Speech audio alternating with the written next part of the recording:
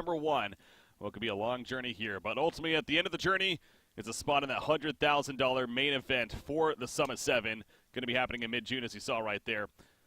And a chance to get to sunny Southern California and play for that prize pool. So looking forward to seeing what happens here. We got a great series ahead of us here. Of course, Empire coming off the victory over Alliance to get to this point, now facing off against Navi. I'm Breaky CPK, joined by Z-Rock. Z-Rock, we've made it to this point. We've been casting all throughout this week, and now we're finally here, man. That we are. It's the climax of the week right here. Who's going to punch their ticket out to LA? Definitely curious to see who's going to pull this one through. Empire did drop 0-2 to Navi in the playoffs after coming off a flawless group stage. Navi almost didn't make the group cut. So it's been an interesting tournament for sure. Definitely curious to see how these teams stack up in the rematch. That's a really good point. Yeah, they played earlier on, but then, Navi having the last laugh, knocking them out 2-0 in the first round here. And thus setting up for a good grand finals. Now, another note I wanted to make real quickly for Navi specifically is that this is one of 2 grand finals that they have today. This is actually, they're going to follow this up with the Epicenter grand finals against Team Secret, which is that best of 5? No, that one's at least only best of 3, but still, there's a lot of Dota to be played, and they would like to take care of business here as soon as possible. But that's something it's, I'm sure, in the back of their mind. When I think they had 3 best of 3s yesterday, and they had that 4-hour stretch with you. They've had long days of Dota. Yeah. It's been we knew it's been grueling for the Euros for this whole week, really. I mean, C9 did withdraw from this when it looked a little bleak for them, more than likely just to refocus on other tournaments. Because we've had 4 this week for the Europeans. By the way, C9 disbanded. On that note. Yeah. Yeah, that happened. That's a discussion for another time, though. But yeah, I think this was the week, right? You had to play Hell Week and see how you came out. Yeah, and it was looking pretty bleak for them in this one, and they gave a shot in a couple more and then called it. So yeah, we'll see how that affects things with their players. Again, the roster lock coming up right here, so that's another thing to kind of keep in mind.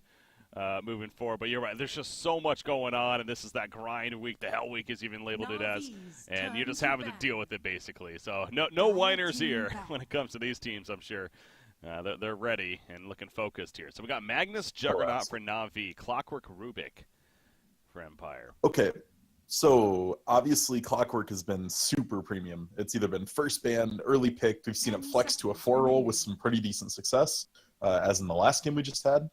And the Rubik is interesting. It's a great answer to Mag in every way. You can steal RP, you can lift him up as he blinks in and maybe even prevent the RP. And I'm a little surprised to see Navi pick the Jug up this early. We've seen what Mag PA can do. Empire is thrashed with it. Alliance took a huge game with it. And so I'm a bit surprised they're picking the Magnus pairing already, as opposed to letting Empire try to ban him out, burn bans on those. Instead, they go the direction of the Phoenix and the Ogre here. Could have potentially been heroes, I guess, for them. Obviously, Phoenix, we saw last game with the synergy of the Magnus and just overall do pretty decent. And take away another buff option. Yeah, absolutely. It's funny that LC has just kind of dropped off the map. Yeah, he hasn't been too popular in this one, so...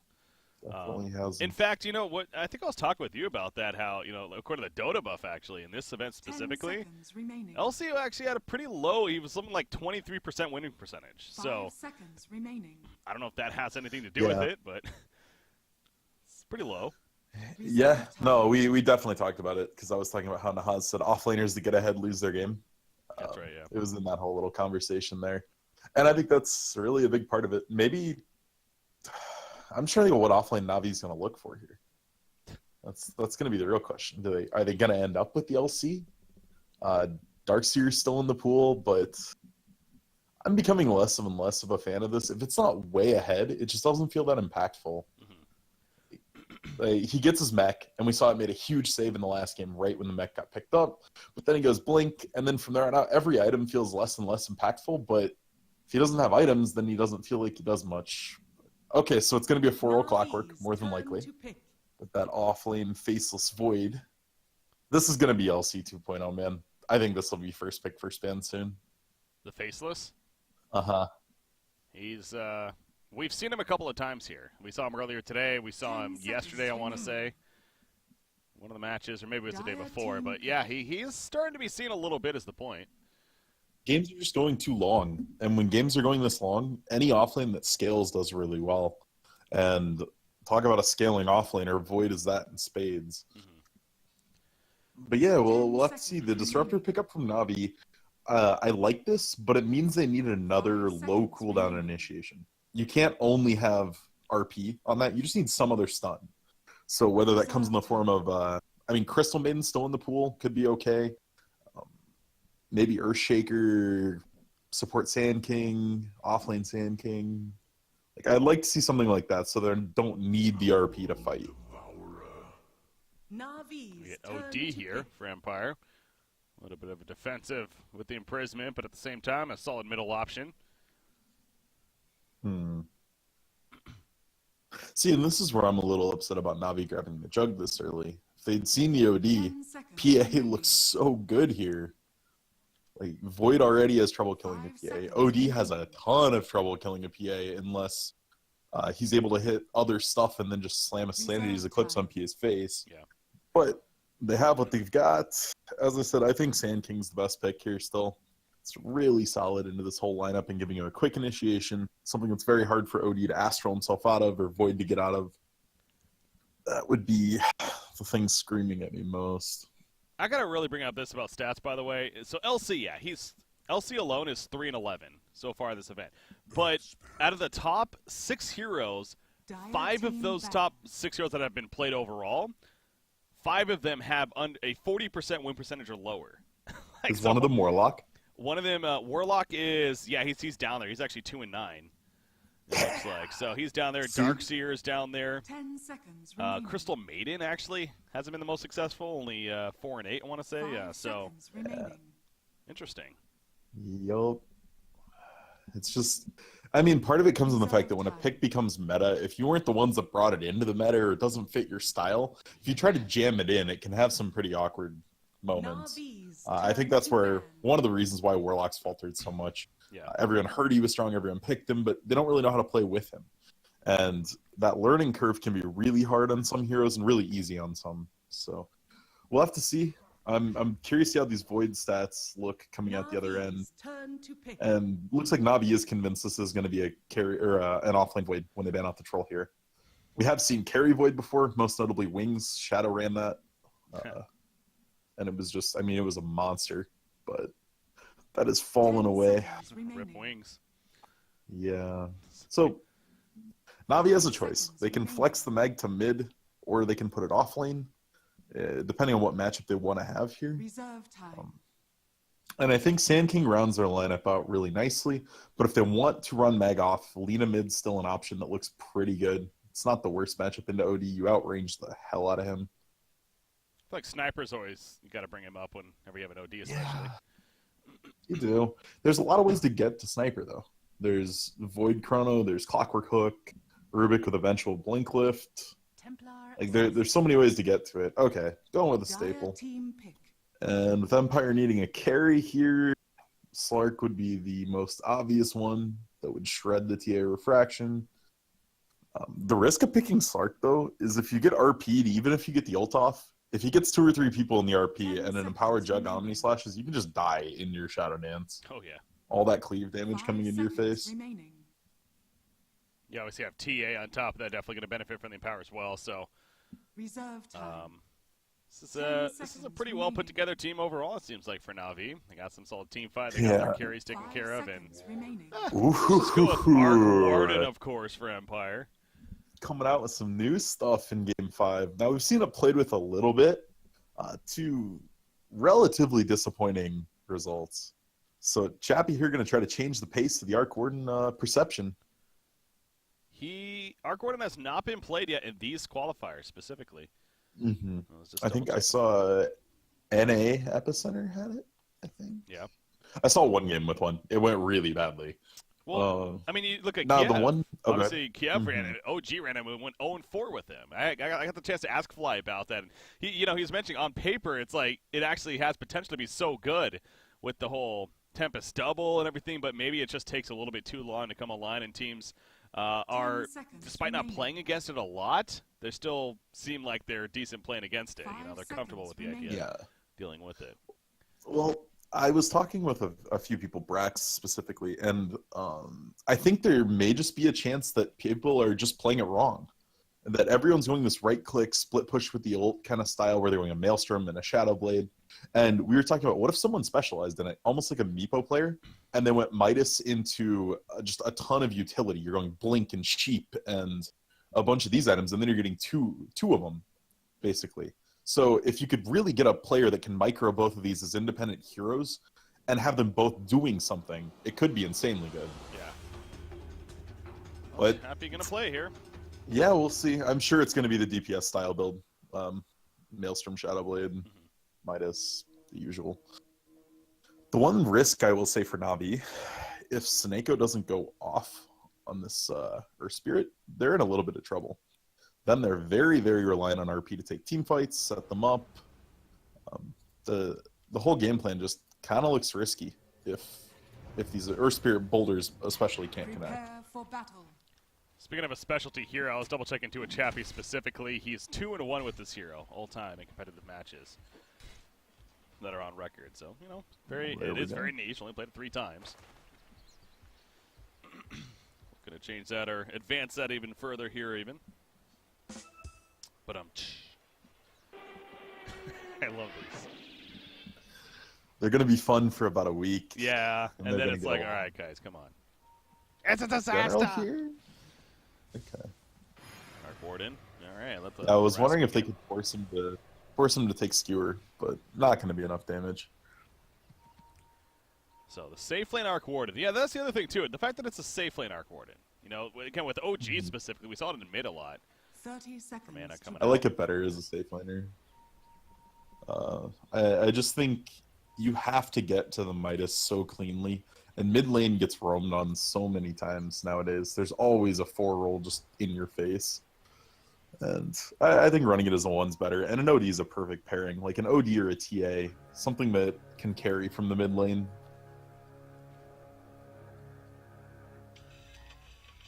There we go. Game number 1 of this best of 5 upon us here. Again, no advantage. Just simply straight up 0-0. The only advantage was that Navi got the coin flip in their favor.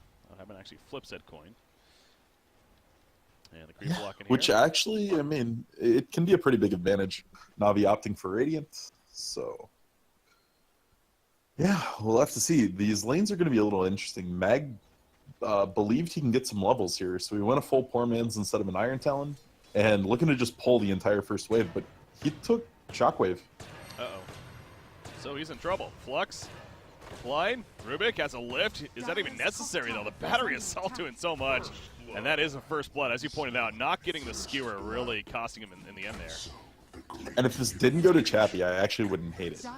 Because it made Chappie miss most of the first wave, and it's going to give him a double wave when he returns. So if you died to, like, Clock or Rubik there, I would actually be pretty happy with that death. You don't want to die in the end, but if you're going to die, yeah, that would be better. Well, it's a setup thing, right? Because then you're going to get an easy level 2, level 3 off this. You're going to get an Iron Talon if this pushes under your tower and you can get some last hits. And then all of a sudden, you're way ahead of their offlaner. Yeah, you gave up some gold to a support, but no, them giving it to Chappie here is huge. That's going to be a faster Midas, and that's dangerous. Oh, top lane, yep, there you go. The experience going to be had for General. Chappie already has that Midas queued up, no surprise, getting that ASAP here. And that especially with the synergy of the Tempest Double. That feels bad. He got 3 of those creeps denied under the tower. Ooh. And that's rough. If he'd gotten those last hits, he's literally at Iron Talon, almost level 3. He still didn't get Skewer, by the way. He went level 2 in power, he's dead again. Yeah. He's going for the turret kill, like, it's not going to happen. Maybe mid? Okay. Seneko hit a rolling boulder, but they just didn't have the follow-up in mid. But yeah, that's rough. He's just kind of thought he could get to Talon without dying, and then use the points in Empower to jungle. So it's a risky move that does not pay off, and now that's a 2-0 start for Empire as a result of that top lane. But you mentioned middle lane, TA, 11-4, OD 8-2, harassing OD quite a bit with the Earth Spirit presence, but TA having the early advantage, understandable there. Maposhka's hunting now. Yeah. He's like, yeah, you're not going anywhere. Well, he Still took the gonna be in bounty rune as well off of Mag, so another loss. bottom lane. Juggernaut, though. So again, the cores, the mid, and the bottom are definitely farming very well. They're getting free farm, essentially. Especially the Juggernaut, 16 and 7 now. Not much that Faceless can do by himself here to prevent that from happening. Yeah, it's always a rough start playing Void offlane.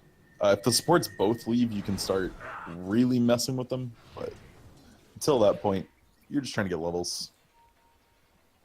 General has a shrine here to use. Maposhka, though, again, going to run right up to him. Now the Hell's Air Spear coming by. But, again, can't really skewer forward, and just going to have to accept that he's running away. Boulder Smash going to wave right there. Maposhka's almost just toying with him at this point. Yeah, this is just almost humorous. He clipped it! Oh, he doesn't have skewer either. Maposhka! Is he going to force a shrine as well? Oh, my gosh. This is just MVP Clockwork once again. You banned this hero against him, man. This is hilarious. I mean, he just has no respect. We see him running between the mid T1 and T2 of the enemy all the time. He's just sitting in General's jungle. This guy has no respect for Na'Vi. Yeah. Well, that's got to be so frustrating. You're not being there in those supports, but mid lane's scary for Dundee. Is he not going to commit? Okay. Well, Poshka actually running with Seneko right here. Stopping Boulder. And he's going to get bashed by Roshan on top of that. The cogs come out. The block is thick. He's dead. The cogs stopped Roche from hitting him. That was so good. Let's talk about how good Maposhka is again. I mean, seriously. Chalk me up here. I'm a fan. He said thanks. This guy. A gift from the He knows we're talking good about him. Listening with no delay. Yeah. They turned all chat on for the commentators for this. You see Gostic running on over, almost taunting actually on the way, but Gostic's level 4, so it seems like as the offlane, he's definitely doing solid again, especially compare that to Magnus. Level 3 here. Yeah. And I mean, I would say that this is looking extremely good for Empire, but we've just seen too many mag comebacks for me to want to spell doom and gloom yet for Na'Vi. Although, geez, Chappie's going to have a 5-minute flat Midas here. He needs one C. Yeah, he has it now. Yeah. I mean, I go back to both the heavy cores here are still farming very well. But TA and Juggernaut are both still doing very good. So this is kind of an awkward start for sure for Na'Vi, but not necessarily either. It's 3-0. Okay, still very early on. Yes, you have the Midas now and Arc Warden with that Tempest double ready to go. So expect his farm to really start shooting up there, and it already is. Look at the harassment he's applying too. Magnus basically, Tempest doubles cooldowns roughly half that of Midas, so once you Midas with the first one, you can do whatever you want with it. If you just want to chuck it at him to harass, it's fine. The one struggle here, though, is if General can't get any traction, he's going to take forever to get a blink. And if that blink doesn't come online, it's super hard for Na'Vi to fight. Radiant's top tower is under attack. Flux and Sparkwrath combo, nearly killing General, actually. The zap and and Poshka again. Is he looking to steal a root again? 6 minutes. Yep, he's going to get it. Now, maybe biting off a little bit much Pikachu this time around, although he needs to dodge the boulder. He will do that. The cog's coming out. And yes, the shockwave connects. Rubik's running in, but TP's happening. So he'll have to fall back. Disruptor does have Glimpse. Not going to go for it, though. Pretty brave. Everyone's low. Meanwhile, Biver's in trouble, though. Arc Warden coming in. Flux applies. Spark Wraith is out, and that's an easy kill. Yeah, 3-0 on the Arc Warden at 6 minutes is not what you want to see. That was a Tempest Now he double. does, yeah, the double is going to fade here. I'm a bit surprised Chappie committed that, because it means he's not going to get the double Midas instantly. Slows it down a little bit, and he really wouldn't have been at any risk to run up there and get that kill himself. But does get the kill. And there were numbers there, maybe missing, so again, didn't know that for sure and just wanted to be safe than sorry. So, yeah, about 30 seconds or so downtime on that second Midas. Darn. Efficiency loss, man. Yeah, Gets the stack off here at least. That was nice. That'll get him a big creep instead of a small creep. So how does he progress, though? Obviously, the Midas is pretty Nails from Shadowblade would be the next 1-2 normally. Okay. For the, I guess, the closest thing we have to a standard build. General's just having trouble, man. He even has Skewer, but I wasn't going to save him there. He's so scared to be in his own jungle, he's not maxing in power. He's so scared of Miposhka just running it in. He's maxing Skewer, or maxing a Shockwave. Just try to get last hits and farm a little safer. And that slows him down so much. Middle lane, Dendy. Could be in some trouble here. Miposhka, only level 3 though. Actually, Trap will scout him out if he was attempting to go in further. Miposhka still roaming around though, has that wind lace with the boot, so 380 move speed early on. And he knows the trap's there. He pinged it out, saw Dendy's reaction on the TP. So now going to hunt Dendy, Oh, maybe kill the who kill. doesn't have no. Almost got the creep. Yeah, at least Denny does pick up the last hit as well as the bounty rune. So yeah, just jungling a little bit in the meantime, but that means middle lane OD. Where is OD? OD's actually jungling himself. He too with the Hand of Midas, so a couple of these early on in the cores for Empire. Yeah, they have this insane late game team. You could go Midas's on almost everybody and be pretty happy with it on the side of Empire. Bottom lane, that's a time walk away. Faceless, I was going to say, is he too going for Hand of Midas, but he actually has the power tread queued up. But, I mean, that could be a thing. Maybe afterwards. Yeah. You almost need the treads just to jungle okay on Void. It's not the cleanest jungler, so getting the treads clean ups your clear speed a lot, especially when coupled with the Iron Talon. So if the lane gets hard for him, this allows him to fall back in the woods pretty safely. Poshka going to run over a trap right here. They're pinging him out on the Radiant side. So actually, Clockwork could be in a little bit of trouble. Doesn't have a TP on him either. There's the combo, Boulder Smash Silence. Bear roll in the face, and that's easy kill. And this is the problem. When you want to be this disrespectful run at you Clockwork, you got to kind of know when you're not effective anymore. He's only level 3. He's falling behind the other supports because of how much time he spent roaming. And as you fall behind, you're losing damage. They're getting HP, you're not doing as much damage, and your kill potential goes way down. Yeah. So like he's at the point you can't do anything alone anymore. You need team. It was flashy, it was fun, but safe to say it's now at a point where, yeah, you need to get those levels, get level 6 ASAP, and become much more of a threat now as this game progresses forward. Now, you see the Maelstrom in the works for Chappie. Mithril Hammer delivered, so almost Smoke has up that now. on Navi. Seneko going to be exposed, though. They're going to find Miposhka as a result. Bounty Rune maybe pick it up as well. Just worried about killing the Clockwork, but Clockwork actually picks up the Bounty Rune instead and then kills elsewhere. Meanwhile, middle lane, Gostic actually helps to take out Viver here with Rubik's assistance. First chrono of the game being used very effectively. Yeah, Mag didn't even take RP at 6. That clock kill was super ambitious. That should help. Dendy, again, at least that wasn't him getting taken out, but he continues to farm away in the jungle and working on that Desolator first choice here. And over the Blink. Dire's top tower is As under Juggernaut and attack. Magnus will push up the top lane, though. Dire's structures are fortified. Kind of wonder, do you think the Blink could have been the better choice considering the Empower? For Denny? For Dendy, yeah. He wants to just match it to Mag Blink. And Mag is so far from Blink at this point, you might as well get the Deso, farm faster, and then you come online around the same time the Mag does. Miposhka, level 4 Radiant's here, bottom scouting tower out. is under attack. But again, no hookshot threat, so not the most scary. But Arc Warden's pretty scary, level 11. Pushing bottom lane out. This time his double is going to wear off there. Radiant's bottom tower is under attack. He's going to end up falling back now, but does he even have his W yet? Yeah, he has a magnetic field now. Also, could prove to be an issue here. How powerful is that going to be this game, you think, the magnetic field? I mean, the biggest benefit to it's just holding towers. You use it on yourself and use it with Tempest Double under the tower, and you can protect them for so long. And there's no way to get through that. There's no way you can get like an MKB or something like that and hit buildings. They're still affected by evasion. So, gonna be good in the siege, or the counter siege rather. But other than that, I don't see it being super impactful. You're gonna die to Omni Slash if anything. Like an empowered Omni Slash is gonna be what kills you. Yeah.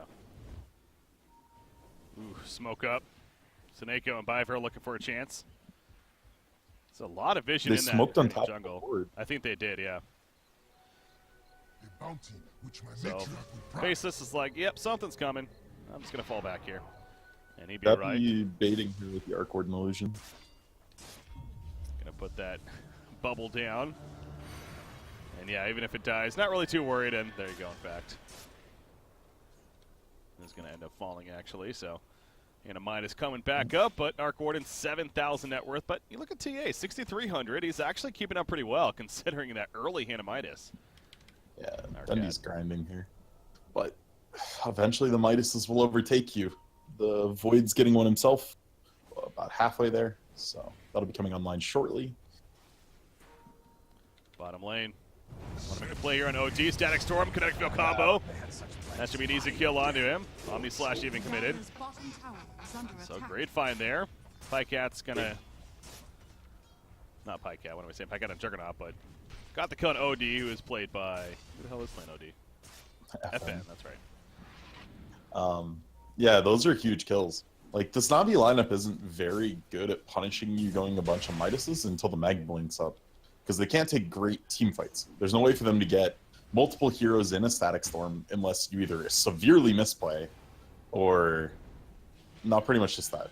So, these Midases shouldn't be getting punished because of how well they shut down General. And he's still 800 off a blink. So Void's Midas is going to come online around the same time. And then it's just a grind for Empire. Yeah. Farm up, wait, and don't fall into the trap that they've had other teams fall into when they're playing it. Don't get 3-4 man RP'd. That's the key. So will they be able to avoid that or Na'Vi? Try to capitalize again with the early farm of TA. Has that Desolator, the Blink Dagger queued up. Once again, that with the synergy of the Magnus Blink. Dire's middle tower is under It is pretty attack. scary potential. Pycat on the Juggernaut has his Yasha. The Mantis coming along. So nothing really out of the ordinary here. Dire's That's going to be a middle haste tower trend for is under Dendi. attack. Also picked up along the way. So yeah, this top jungle is pretty dark right now for both sides. No one's even up here, in fact. Everyone's just in farm mode right now. No one wants to take a fight. Navi wants Blink Dagger on Mag, they want Blink on TA, and Empire just says, we have 3 Midases, let's wait. Yeah, not looking to fight anytime soon. So the Maelstrom, the Shadow Blade, so hopefully this is what you're mentioning earlier. Pretty typical stuff here coming out from the Arc Warden. Yeah. If they're totally following build trends, the next thing would be an Orchid. God. Yeah. Generally, you go Orchid, then you finish the tier 2 versions of all of them. You go Silver Edge and Bloodthorn and Mjolnir in various degrees of order, whatever you feel is going to be most important. And then rethink life once you have a ton of huge late game items. So like that's an expensive Tricore. Silver Edge, Mjolnir, and Bloodthorn are 3 of the most expensive items in Dota. Yeah. It's going to be a while. Do it with flair. He tries to go that in full smoke up. Looks like they're setting up for that at least. King R has it. Maybe wants to have Clockwork join as well. Yeah, so they're going to creep up. I don't think this is going to be seen. There we go. Who do they want here, though? Because if you're going to commit Arc Warden to a smoke, you need to get something important. They need to find Jug or TA. Maybe Mag if the Blink isn't online yet. We see he's 150 gold short. They're just going to leave the bounty rune there. Yeah, on the off chance it's warded, they don't want to pick it up. True. But it doesn't look like they're going to really get the best opening. Navi's doing a great job of picking up on this. Playing it very defensive. Eventually Faceless will pick it up, but Top again, lane's the tell. fighting. Top lane is entirely the tell. They have it shoved under tower and no one's farming it from Empire. Yeah. Which means obviously they're doing something. Invisibility. Well, they'd be right. Whatever it was, Navi avoids death right there. And so eventually Empire has to go back to just farming. Middle lane, though. Chronosphere ready. Faceless Boy thinking about it. Yeah. Pycat's taking a little bit of damage here. This invis on Gnostic Oh. would be huge. Oh, Mapushka hook creeps. Yep. Trying to catch We TA. sang your praises. Yeah, that's unfortunate. Arc Warden takes the big one with a chain lightning. That's Mapushka wasting all his mana for it. All far. Okay, so they didn't get anything off the smoke. They didn't get anything off Void having an Invisor, and not going to say that that puts them on the back foot or it's really bad or anything, but it does open up this option. Navi now looking for a smoke of their own. They've got the Mag Blink ready. Dendi also picked up his Blink on the TA. So all the tools Navi needs are kind of in place to fight. Dire's middle tower is under attack. Well, again, Juggernaut's the only one showing right here. Healing Ward's already down, though, and Dire's obviously the same case. If you're structures are Empire, you suspect something's up. no way he's just solo pushing by himself with no one nearby while they're all missing. So, will be an easy tower kill. The Tempest double actually in trouble here. Gonna be picked off, it looks like. So nice. Does find give for them. 100 gold, so that's something. Not really what you want off of smoke, but it's something. Yeah, they got the free tower kill though. I think that's eventually what really happened. Yeah. Because of the smoke presence.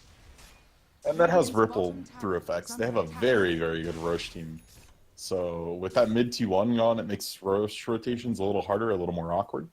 So look for Navi to just try to get total control of the Roche pit and threaten it at the very least. It's very dangerous for them to take it without a pickoff, into especially Chrono and Clockwork. It's hell to fight that right now.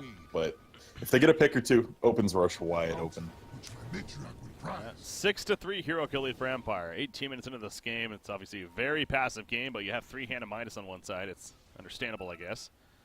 Almost expected. And again, to be fair, both teams have been trying some smoke plays here, but this has been called out, really. And as they say this, they're going for another one. Hook shot lands on a Piver. Glimpse back immediately. Got the cogs up, though. And they're going to follow this up time now. Actually, Static Storm's going to zone them out. He will die in the end, but more's coming now for Na'Vi. In fact, the RP solo on a Faceless Boy. They really want that kill. They get the kill. Denny assisting. And now FN trying to TP away, but the Skewer connects. And now FN in trouble, sending these Eclipse, trying to take him out if anything in return. Meanwhile, over here, the Tempest doubles picked off, but OD does eventually go down. Nice turn for Na'Vi. 3 for 1, only losing a Disruptor. And they're going to make it a 4 for 1 even, as Rubik is picked off too. Wow. Yeah, just couldn't quite get the close on Disruptor fast enough. The Static Storm did so much damage to FN there. He was at half health even before nothing else got cast. It was just kinetic static. And that's the Roche they were waiting for. Roshan has fallen to the Radiant. There you go, Roshan. Look at all the things. Yeah, I love it. Everybody knows the time. Dendi gets the Aegis, though. That Dragon Lance now followed up. Eventual Hurricane Pike, of course, going to be coming. Yeah, and that's all because they really wanted to dive after Piver then. Part of me almost believes that's... Because was Empire... Do they really need to be making those plays in hindsight? They're the ones with the triple hand of Midas, as you said. You've been suggesting they have the strong late game. They really need to be going for those smoke ganks here. Radiant's bottom tower I mean, it's just the is under fact that attack. when smokes are up, Dire's you top kind of want to tower use them. is They're a under very attack. long cooldown, and honestly, it didn't look that bad. The hook from Aposhka was instant. He's like, smoke broke, they have to be here. Threw the hook out right away. There's just wasn't the follow-up fast enough. Everyone was a little too far. Dire's top tower Yeah. is under attack. It just feels a little rough. And you I definitely, can't believe Disruptor lived that long. that's what I was saying. You give credit to Piver as well. Not only the glimpse immediately, but the Static Storm being able to get that off clearly allowed for that turnaround. So Dire's Yeah, top credit to tower him for is sure. under attack. Radiant's bottom they will tower kill the has bottom tower, fallen. though, as Faceless Void has the Blink coming up next. Going to be nice for setting up those Chronospheres. But yeah, there wasn't even a Chronosphere Dire's used, top right? I tower think he just is got... under No. attack. He could have used it on Disruptor before the static, and that whole fight goes differently, but you don't want to just solo Chrono a Disruptor. Yeah, Especially if you think a big team fight's going to break out. feels bad. So secondary tower push top lane. They only got the first one bottom. They're trying for the second, but Gostic is going to start falling back now as Earth Spirit will connect the Boulder Smash, actually, but it's just Seneko right now, and Earth Spirit's intimidating enough. He figures that there's support nearby, which there kind of is, so not worth the risk. And Faceless falls back. But Arc Warden, so Arc Warden's been surpassed now by TA by a hefty amount. That feels off. Yeah, Yeah. it does a little bit, but then he's just been getting so much more control. Been taking a ton of Ancients. Ancients are worth a lot of gold. And the Arc Warden's kind of still scaling up and going this farming build. Now that the Mjolnir's online, farms even faster. Once the Boots Travel are up, then he can split push lanes with Tempest Double. Even if it's a super aggressive lane, just port the double in, Mjolnir a creep, get a couple assets, and the gold comes in a lot faster at that point. It's not quite Alk level, but it's definitely fast. Yeah. Chappie, that's something we really haven't seen a huge team fight other than the one we had right there. But again, even the magnetic field, the potential that that's going to bring, as you're stressing, maybe not going to be the most powerful Dire's bottom tower is this under game, attack. but at the same time, still that increased stack speed, nice for defending towers, which, by the way, they've already lost 4 towers now, and they're still pushing here. Yeah, Bottom for sure. secondary. Navi definitely putting the pressure on. Arc Warden's going to port in with the Tempest double. Puts down that bubble, but TA just jumps right inside. Shadowplay Mjolnir, it's eventually going to be killed off, though. That should be a free tower push now. Again, no Tempest double for 30 seconds. Not as scary. So easy tower kill, so that's now 5 of the 6 outer towers. In Navi's favor here. Chappie, works out of time. So they're going to look to take the last one, hopefully, before this Aegis is up, and then wait, keep vision control, get the next Roche, then poke and prod till you break high ground. And that's going to be the real test for Empire. Your high ground hold is sick. You've got decent wave clear, you've got Chronosphere, you've got hookshot. So many ways to initiate a fight if they're all clumped up trying to get into your base. So I don't see a huge defense coming out of Empire here for this. If they find a good opening, maybe. But Void does now have Blink, so that could set up a nice chrono. Oh, nice bubble kind of right there. Forces Pycat. And Pycat's low. Yeah, Chronosphere comes in and faces Void trying to finish the job, and he will be able to do so. That was Pycat getting baited out big time by the Tempest double. Ends up biting him in the ass right there. Denny, though, the meld. Almost 2 shots to Miposhka, but Miposhka will manage to live for the time being. Shockwave helping to finish the job. Didn't need credit for it, but he also got out of there as he was trapped in the cogs. Still totally worthwhile kill. It did take some ultimates, but you still managed to take out the Juggernaut. That's very, very big with how much pressure Navi's been putting on you. Now, they still have RP, so Navi with this Aegis and the RP may look to finish this last tier 2 off, but the Aegis is gone in roughly 30 seconds. Well, they're still going to pressure it, though. Juggernaut's up in about 10. And poured into that middle tower and join them ASAP here. But Empire is going to get it off. As you said, they used a couple of ultimates, the big one being the Chronosphere. Not worth committing to a defense there. So that is the last outer tower destroyed. And there's the Aegis reclaim. But, man, TA 17.5k lead now. Another 4,800 gold saved up. Dear God. Yeah. I mean, this is Dendy, man. There's a reason everyone loves him, and a lot of pros respect this guy, even though he hasn't done anything major in the last couple years. He's a beast. Just what I need. Well, again, this is some of the best play we've seen out of Na'Vi in a while, and they're like we talked about, this is one of 2 grand finals that they're in here. The Epicenter grand finals later on against Secret to follow this. So if you check Dendy's talents, he went pure aggression. Everything you went is the damage talent. They're going OD. Now, the Rubik also picked up elsewhere, so this is an RP committed. They kill OD, though, and it's a double kill for the team in the end. It looks like Juggernaut found Rubik by himself, too. No. Dendy just blinked on him. It was like right next to OD. Dendy literally 2-shot him. Never mind then. I didn't even see him there. That's how quickly it happened. Tempest double. Going to have to kill that off here. Obviously, a nice couple of kills, though, and transition into the top tower push now. Yep. Everything is back up for Empire, so I can't imagine they're just going to give it tier 3 up. See Pycat will go inside the bubble. Try to at least just get the tier 3 and then get out perhaps for Na'Vi. Again, they do not have an RP anymore. So missing out on that threat, and there you go. They kill the tier 3, and let's fall back. And that's Shrines, and this is huge, because now this means they can pick and poke and prod at Shrines until the next rush. It gives them something to do. They want to wait for an Aegis on the side of Na'Vi before they play super aggressively. So they're just going to have something to do now, gain a bunch of gold here from killing off these Shrines. And by killing that one, it makes Rosh rotation super hard. Yeah. Like, Empire can't be on the bottom half of the map now until this Roshan's gone. I was meant to have this. Faceless Void. Pick up the Haitian at the bottom lane meanwhile, but A gift from the Dendy killing the double. gets it. But Dendy, Yeah, Dendy, full Orchid, just bought with all that gold. Still has 3,500. Bloodthorn, it's very soon because of this farm. 20,000 plus net worth here. Dendy alone Yeah, again. and we'll have to see what he chooses to go after this Bloodthorn. I don't think BKB's that high value here. There's still hookshot. You can still be cogsed into something. There's still chrono that goes through it. I think you're looking more towards a butterfly. He opted not for the evasion talent on TA. He took the damage instead. And if you get butterfly, we've seen how hard it is for OD to kill somebody with evasion. Poshka trying to find a hookshot target. But Na'Vi somewhat retreating. RP is back up, though. So I'm sure Na'Vi wouldn't be afraid to fight here necessarily, but they don't want to give them the easy jump, of course. Gonna back off from the pressure here that's put on by Empire. I mean, how's Chappie been doing? Really haven't paid too much attention to him lately. Got the Dragonlance now. Going to be finishing a Hurricane Pike here. Go with the Mjolnir. He's well ahead of his pairing, but yeah, just the OD is just so far behind TA because of how much room that Navi's given Dendi. It's so many ancients that Dendi's killed. And heroes. Yeah. Can't forget those 5 heroes he's just picked up along the way.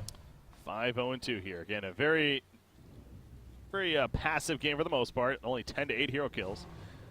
And nearly 28 minutes into the game now, but And seems it's like off. Navi in the driver's seat here. 10,000 net worth lead overall. They're checking out to see if there's any runes. In fact, Earth Spirit, or not runes, wards, and Earth Spirit with that gem will find one. Perhaps more to come. So yeah, early gem pickup here. Yeah, very. And super fortuitous rush timing for Navi. It's very soon. 35 seconds. So they'll get Like it a the little earlier bit the Roche, the less time the Midases have to work. So that is very nice. They're looking for Dendi here though. They're gonna go on him. Can they? Oh my god, he got silenced immediately. Out comes the Chronosphere though. They need this kill, man. They're not going to get it. It's just too much lockdown in return. Then the bait here, they're going to turn onto Faceless Void. The RP missed right there, unfortunately. Trying to catch the OD as he forced after away, but he has to put himself understanding these Eclipse. Not finishing anyone off just yet, though. TA is getting low. TA finally will go down, but Juggernaut, he's still good to go. OD going to be picked off the route as the Magnetized helmet to take him down in the final auto attacks from Pycat. King R, he can't TP out in time. He gets cut down. And now it's Chappie's turn on that Arc Warden. The real one is lower. Pycat knows which one it is. And they commit to it, and a complete wipeout in favor of Navi, so they lose Dendi. It doesn't matter, though, in the end. They're trying to save the Disruptor meanwhile. They were kicking him around to make the little wisp not hit him yet, and then the healing ward is up. So they're trying to buy time for the healing ward to tick and save him. But alas, not quite enough. That will be Roche, though, going the side of Navi. And yeah, just took too long to kill Dendi. He just looked at Clockwork and kind of laughed and killed him. Throw the Orchid up, Meld Strike him once. Yeah, the Orchid reaction. And then the Chronosphere essentially, I don't want to say did nothing, but it obviously they didn't get the follow-up that they were hoping for. Yeah. I don't know if Faceless got glimpsed back or something, but No, he just doesn't do much damage yet. All he has is Vlad's Midas. He's nowhere close to the kind of build we saw last time. And I think a lot of this is on the back of Chappie. He's way too late to all of this. Oh, Mapushka's in the pit. he got skewered in there. He definitely didn't want to go in at least just yet, but he had no choice at that point. And they easily take him out and going to eventually secure the Roshan now. And the A just pick up for Juggernaut, it looks like. Although, nope, TA comes. Never mind. So TA will pick it up. Dendi's just so far ahead. He's also your building hitter. So, still give the rush to him. He still has the BKB queued up. I know you're talking about that. Is that really necessary this game? I don't like it that much. I think evasion's better. But it's fine. It makes it so OD does no damage to you, which is nice. So those not a bad option case, just perhaps a better one out there. FN on the OD, the Hurricane Pike, the Blink, but again, he's not necessarily doing a lot of damage yet himself either. Trying to finish his own BKB, but still a lot of physical damage coming out on the other side.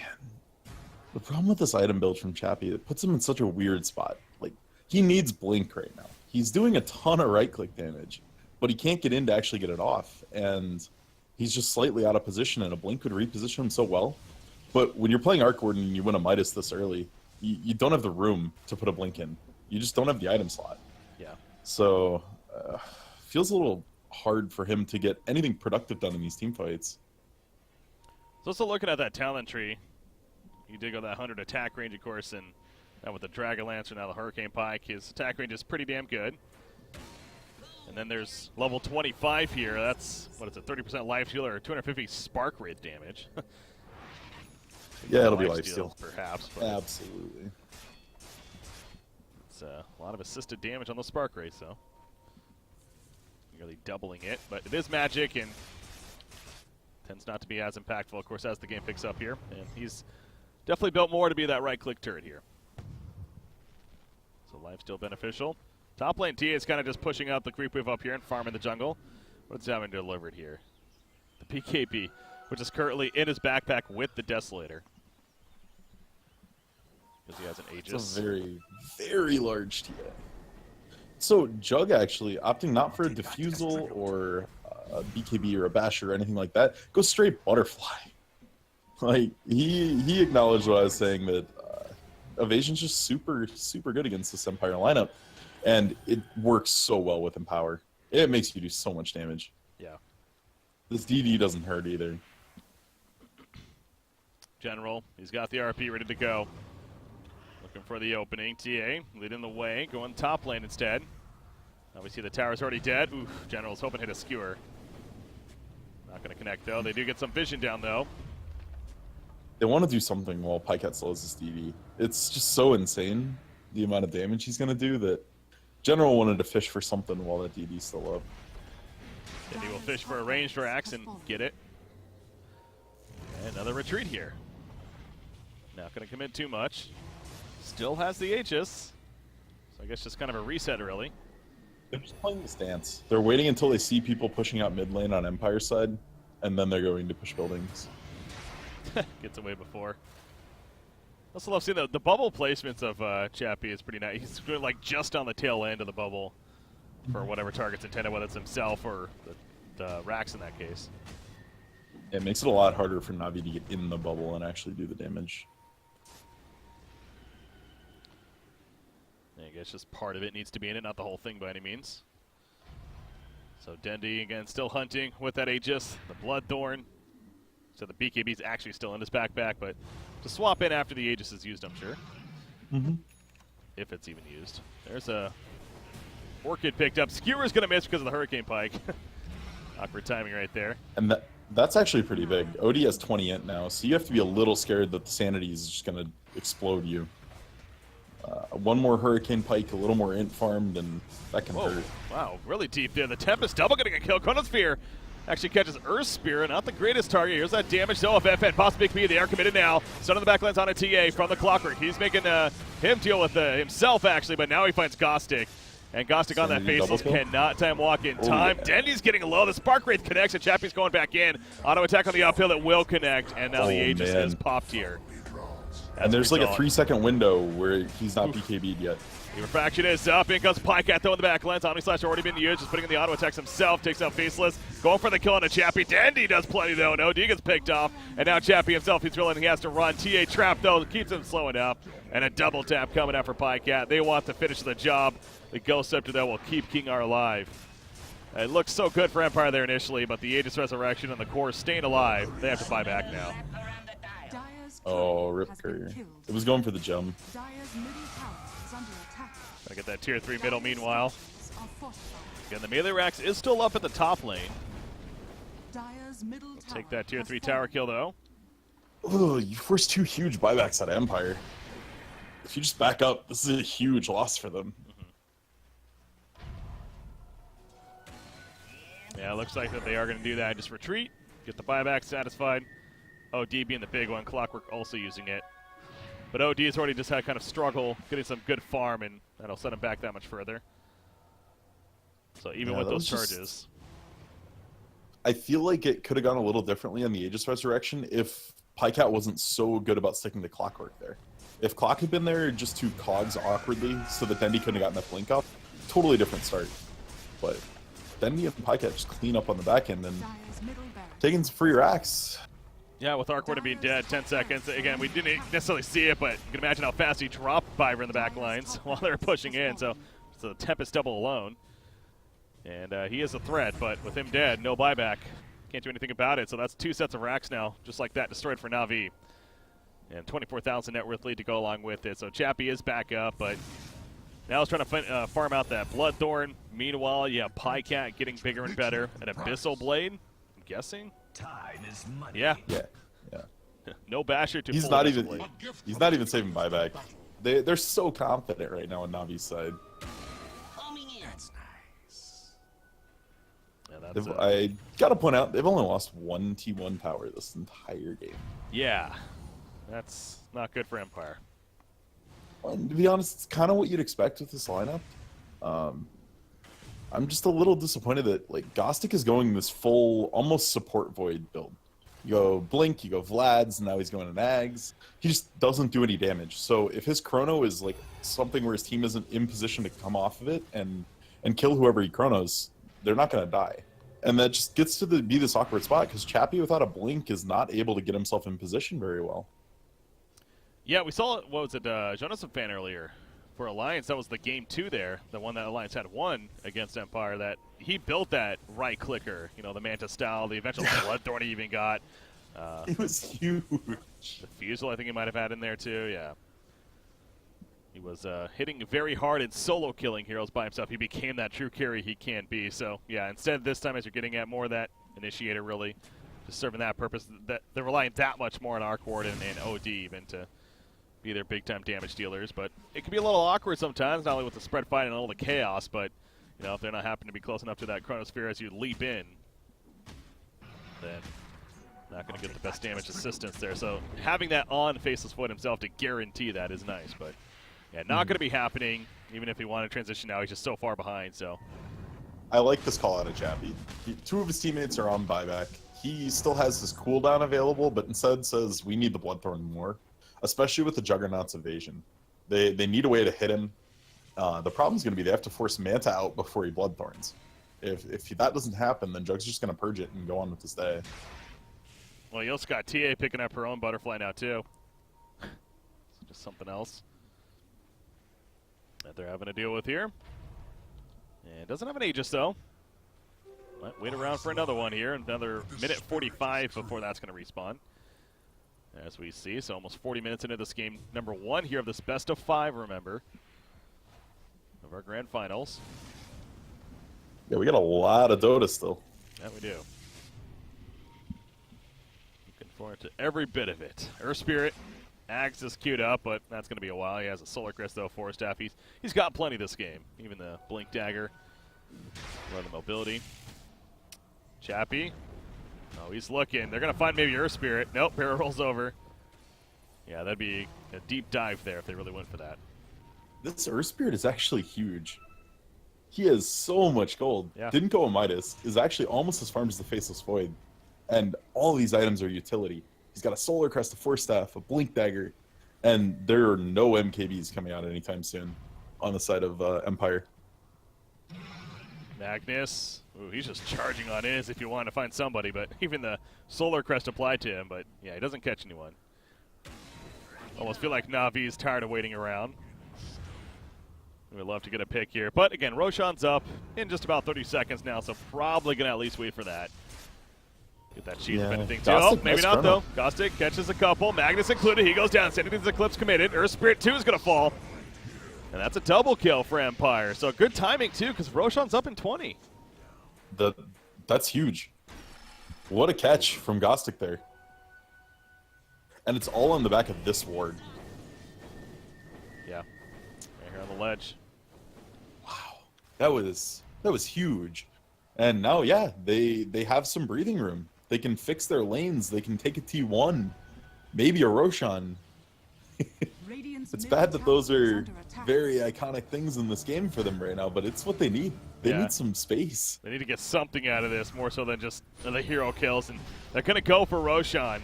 Now, Magnus has a buyback, but Mandan's having it quickly. There's the buyback, though, committed. They definitely don't want to give this up. They just jump right in, actually. Obvious slash, the Abyssal Blades does, and they get the kill onto Odie to start things off. They also take a Clockwork. Now, the Aegis is picked up by Chappie, but Magnus now jumps in. He still doesn't use the RP. He's being lifted up in the air. They're going to kill off the Tempest double, but the actual Arc Warden gets out. Rubik, yeah, he's glimpsed right back. He thought he could get out right there. He tries spinning away. But he's still so Rubik has buyback. Clock's up at a fairly reasonable amount of time, but you don't have your OD buyback for another 40 seconds. Nope. I'm curious if Navi is ready to pull the trigger here, if they time those buybacks out. Well, and Cheese was picked up by Juggernaut, too. So, yes, they got the Aegis on Chappie, but, hey, Cheese on Juggernaut, just as good. Active as long as he uses it at a time. Almost. More instant. And there's the tier 3. Here's a hook shot in, though. Chappie putting an auto attacks with the Tempest double on a TA, but he gets away. Wow! Juggernaut! Oh, there we go. No cheese. He couldn't get it off in time. General landed the RP, but they melted Juggernaut before that. Now Templar Assassin following up. The Static Storm's doing so much work there with the kinetic field. They will take out Chappie. He is going to resurrect. Dendy's fairly low himself, too. You have to be really careful about this. He'll meld on up. Hurricane Pike going in. It's a battle of the ages right there, but Chappie comes out on top with some supporting cast. And now, Faceless Void trying to chase. He has a Chronosphere. They are going to catch Biver. And we'll finish it. So Empire. Oh, man. Empire's holding. Bottom tower Whew. under attack. Yeah, Mag was super low there. Mag was sub 100 HP when he got out of that fight. And the Clockwork Cogs, honestly, just put Pycat in such a bad position. It just started that off on such a good note. And if Dendy didn't just two-shot multiple people there, would have been a huge win for Empire. Speaking of two-shotting multiple people, I mean, again, Arc Warden really showing his damage, though. Like, He hurts. he does. He's also super squishy, though. He only has 9 armor. This late in the game for a core, that is nothing. And only 2,200 health, that's okay for a core, but yeah, he's paper if Dendy gets on him and there's not a bubble that Dendy can't walk into. That tower, middle lane, finally the tier 1, 43 minutes in, is going to be killed. Radiant's middle tower Better has late than fallen. never, though. And the starting of something here for Empire once again. They're down 22,000 net worth, sure, but this is an But opening. you've got racks. You're not Mega'd yet. Yeah. That's all that matters at this stage of the game. Setting up a comeback. Bottom lane. Tempest double, pushing it out. Scythe is queued up now for Chappie, by the way. Gonna get more crowd control. Double the crowd control. I like it. There you go. All right, so honestly, the biggest problem in that last fight for Empire there was Gostic had to buy back. And they need the Ags on him pretty badly. They need to match the Chronosphere cooldown with some of these lower cooldowns on Na'Vi. They like the Static Storm, basically. They're just getting to this point where they can't fight as often. Wow, that was close right there. Chappie ports in with, that is a Tempest double, right? Yeah. Wow. Does a fair chunk of damage off the bat, but gets killed off pretty quickly. And a good job by OD, by the way. He got hit by the trap, and they were looking to jump in, but Riot they went in. Obviously, he blinked away. But yeah, Faceless Void. It's a long cooldown still, 110 seconds total, but he has it up now. They almost have to Chrono Dendy and then burn him in the Chrono. He did so much damage in recovering that fight last time. Whoa, BKB, he's one. What? Just general things. What was that? I guess OD was right there. He tried to catch him, but he blinked instead, so. Yeah. It was more he blinked, looked for it, and then realized, uh-oh, I can't do this, and then he had to BKB to even get out. Yeah, just a little awkward, but it'll push Na'Vi back for a little bit. We got a long time till Roshan. We saw that last series, to be fair. Game 3. the bait of the RP that led into the huge Roshan win. So maybe that was the attempt. Maybe Na'Vi was watching that. It's like, hey, let's try ourselves now. Yeah. Didn't work out as well. Smoke out. Ooh, double damage. Did Actually, see the smoke? Chappie's going to get this. They're scanning. Not hitting, though. Chappie's going in. He just walked by the double damage, by the way, but that's a Tempest double. Okay, going to open right there. On a Juggernaut. The Chronosphere comes out, sending to the Eclipse, and Juggernaut's dead for 90 seconds now. They also pick off Earth Spirit. They are not here as a team. They were completely spread out. Beautiful smoke gank from Empire. Juggernaut just bought a BKB. He doesn't have buyback. Luckily for him, it doesn't look like they're going to really push off of this. Yeah, Dendy's going to scare the shit out of him here. How do you bring him down without Chrono? That's like the real problem. Oh, yeah. You almost need to get the Ethereal Blade on Rubik. Well, they do have the Scythe now, so also jumping with the Scythe and double Scythe even as well before he gets the BKB off. Yeah, and then you have Lift after that to follow, which can definitely help. I really like the OD just slamming the Sanities there. Didn't want to waste time farming autos. Just knew they needed to burn that Jug out. Very well played. Ooh, Jenny thinks he has a kill. Not going to go too deep, though. At least gets the BKB out of it. RP was almost up, too. Chappie, that's a real one. Pops the Tempest double. They find TA. That's what we're talking about the size. No, he pops the BKB, though, in return. And that's the real Arc Warden now. He's put under by his teammate, but OD's going to feel the burn now with those auto attacks on the Death Slider. Going further. He finds now Rubik, but nice Ghost Scepter. Going to buy some time to allow Chappie to put in some attacks himself, but out comes the Skewer. He has an RP, not even needed. They drop Arkward, and he is paper thin as mentioned. And now they're All right. pushing. RP is ready. I liked that attempt from Chappie if it wasn't TA. Like, if that was a support and you were going to pick him off and get away, cool. But that was so brave. Yeah. Could have been game-changing. Maybe that's what they're hoping for. I mean, they are down 2 sets of racks right here. You got to make some YOLO plays, but yeah, maybe not the best of targets to really jump. And obviously, he had plenty of support nearby. Again, RP is still ready for Magnus. He doesn't have the BKB, but not really a big deal. Buyback from Chappie. He's going in with the double. Spin, though, from Pycat aggressively. Tempest double. Doing some good damage. Chronosphere comes out. They catch Juggernaut as well as TA. That's the prime one out there. Can they kill Juggernaut? TA goes down. Juggernaut's dead as well. Juggernaut does not have a buyback. TA would, but they also kill Disruptor. These Chronospheres are Gostic. Oh my god, Gostic, you're a monster. Keeping them alive again. It goes back to that, though. They're keeping alive. Yeah, hey, but this is yesterday we buyback saw what forcing happened. here. There's not a counter threat this time. There's not Dendy side pushing one of your waves saying, "Hey, you got to pay attention." This is the time where they can get real ground back. Multiple towers. They'll probably get the T2 in mid, maybe the T1 top, or force a buyback on the T3. They need to be pushing here though. They're trying to. Kronos. Faceless Void, I mean. Leading the way. OT assisting. And honestly, by the time they hit this T2 even, Chrono's back up because of the ads. So they can fight as soon as anyone reses here. Yeah. There's still the Sanities up on OD. Did not burn that in the last fight. Yeah, Empire is totally ready to fight. They have everything they need. RP is ready.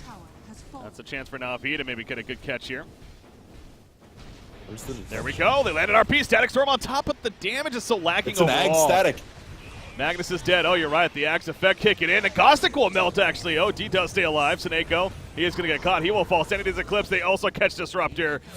Barely he's scythed up, but he's going to be able to pop the Shrine and survive. You know what? If TA buys back there, as that goes in, that's a complete wipeout for Na'Vi. But Yeah, they're so comfortable with where they're at in this game, though. They'd rather lose them and not lose their tower than have to buy back Dendy.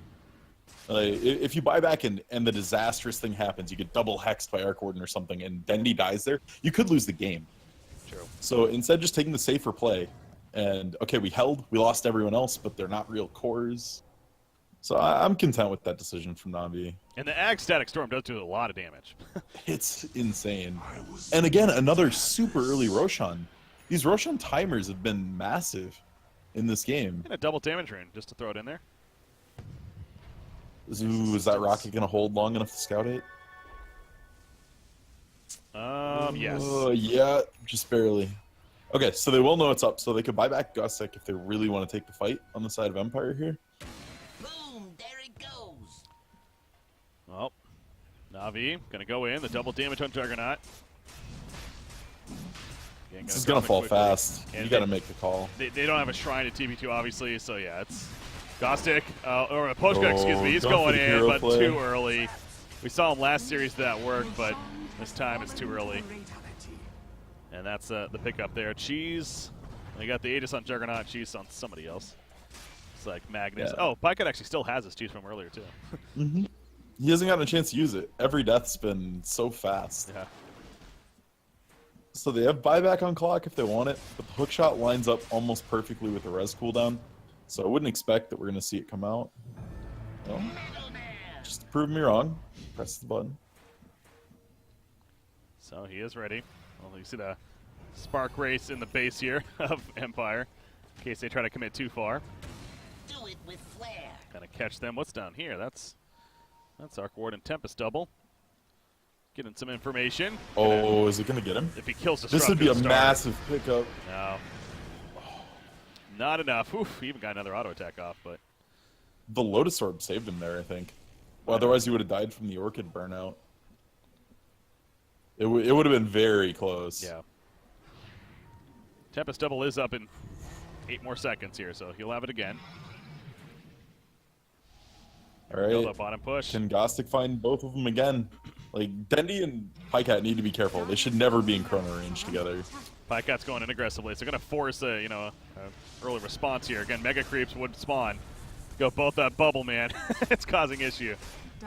Here comes another one. Has to get inside. BKB's pop. They're going for the Megas. This is him. And Poshka runs in. Hook shots in even, but he doesn't even care, does Pycat. He's still going for the racks. Meanwhile, RP catches OD after the side, but the Qualifier in return catches TA. The damage follow-up is not really here, though. Chappie, he's still far back. He's trying to kill Pycat during all of this. The Static Storm is put down. OD's in trouble. The Mega Creeps have now spawned Gostic. Time walks forward, going into Juggernaut, and allowing Chappie to do some damage. The scythe comes out, but down goes Juggernaut, but the 8 is going to resurrect. And now Chappie has to get away with that Shadow Blade of his. Yules throws Rubik in the air. He has a shockwave, nothing else. Not really the biggest ability to steal for Rubik. Chappie from a distance, just standing his ground with the right clicks of him and the Tempest double. He is the last-ditch effort. It's not going to be enough, though. GGs are, in fact, called. As he's still doing some good damage back here, but yeah, it's just too much to handle. Mega Creep spawned. That's going to be game 1 victory for Navi. 53-minute victory for them. Very, very nice victory out of Navi there. And, I mean, Dendi played amazingly. That's about all there is to say there. General had a few missed cues, but hit a couple decent RPs. But in reality, the game wasn't centered around the RP. For once, the Mag didn't have to carry the team. Dendi did that for them. Yeah. Get the end results there as far as the damage done. 45,000 from Dendi, but Arc Warden did actually top the charts as 50,000 as far as hero damage goes. He was dealing plenty himself at the end. But so yeah, I don't know if this was a Arc Warden just as bad draft. I mean, he definitely was really strong in that game. And I could see him working in the future. But it just as a team effort, it wasn't really good for Empire as far as coming together. Yeah. They really, really struggled to kill Dendi. They didn't have any easy ways to break Refraction, which hurt them a lot throughout the game. And frankly, King R felt a little off on the Rubik. We never saw an RP steal. We never saw a Static Storm steal. Omni Slash. Like, none of the core fight-changing abilities came out from him. And, I mean, I'm not going to say he played poorly necessarily, but one of those in the team fight could have changed a lot of the game. Absolutely. Well, we got game number 2 going to be coming up, guys. But before we do, another quick shout-out to defenseofthepatience.com. Definitely check it out, guys. It's the #1 leading Dota 2 podcast site out there. They're on iTunes as well as all of your other favorite podcast locations on the internet. It's basically, they got several different shows from more of just, doing theory,